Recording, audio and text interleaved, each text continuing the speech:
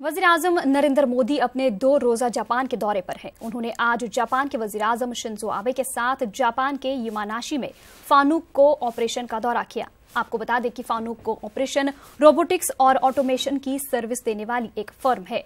वहीं बताया जा रहा है कि पीएम मोदी ने शिंजो आबे को हाथों से बनाए हुए बर्तन बतौर तोहफा पेश किए। ये बर्तन गुलाबी और पीले रंग के पत्थरों को तराश कर बनाए गए हैं।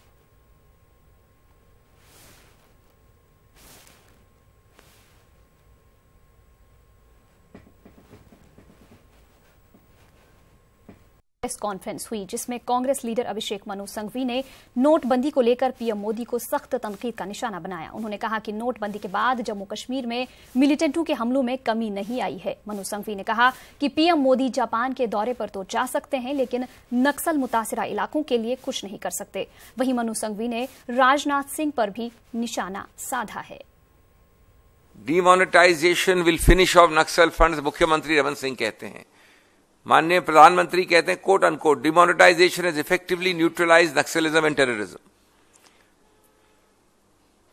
70 में ये तो हुआ नक्सलिज्म का, आतंकवाद का, और ज्यादातर मैं सिर्फ जम्मू एंड कश्मीर की बात कर रहा हूं, उत्तर पूर्व की इतनी बात नहीं कर रहा हूं।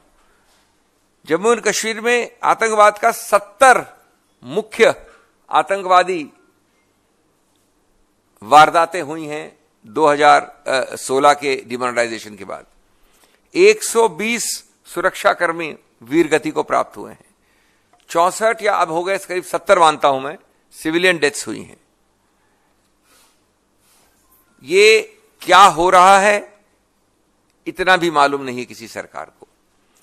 राष्ट्रीय सुरक्षा जैसे महत्वपूर्ण विषय में गृह मंत्री साहब जुमले कस सकते हैं मी टू पे और राजनीतिक यात्रा करते हैं राजनीतिक कारणों से राजस्थान में, लेकिन हमारे वीरगति जवानों के लिए छत्तीसगढ़ नहीं पहुंच पाए। प्रधानमंत्री जापान जरूर जा सकते हैं लेकिन इस प्रकार के आतंकवादी और नक्सल से ग्रस्त इलाकों के लिए कुछ नहीं कर सकते। ये किस प्रकार की नीति है, ये किस प्रकार की जवाबदेही है, किस प्रकार का खिलवाड़ है और किस प्रकार की 56 इंच की छाती है राष्ट्रीय सुरक्षा के लिए। BJP general secretary Ram Madhav ने हैदराबाद में लोगों से खिताब किया। इस दौरान उन्होंने तेलंगाना में बीजेपी की जीत का दावा किया। इस राज्य में आप सब लोग इस अधिवेशन के लिए पहुंचे हैं। यह राज्य आज से 5 हफ्ते के बाद चुनाव में जाने वाला है और आप सबके इतनी बड़ी संख्या में यहां आने के बाद तेलंगाना में बीजेपी के जीत के हौसले और बुलंद हो गए हैं।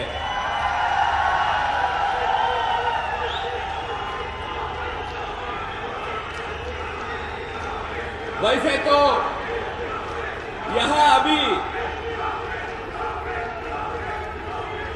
चुनाव का प्रचार औपचारिक रूप से प्रारंभ नहीं हुई है, पर मैं मानता हूं यह जो अधिवेशन हो रहा है और इसके साथ साथ आज दोपहर को जब राष्ट्रीय अध्यक्ष जी आप सबको संबोधित करेंगे, उसी राष्ट्रीय अध्यक्ष जी के संबोधन के साथ साथ तेलंगाना में हमारे जीत की यात्रा का शुभारंभ भी हो जाएगा। मित्रों,